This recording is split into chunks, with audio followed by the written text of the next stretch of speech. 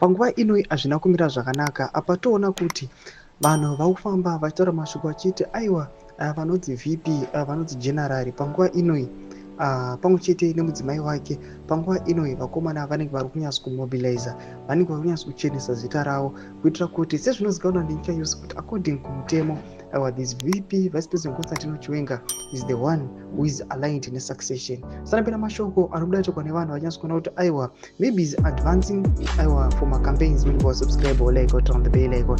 Tinga pahendo yeX wakona kubuda vachiposta aiwa this general pamwe chete nemukadzi wake kubuda achiti Minotabo Chiwenga, wife of VP Constantino Chiwenga, steps up to the plate as she launches a health initiative in Velabosi, which echoes or rivals First Lady Auxilia Mnangagwa C.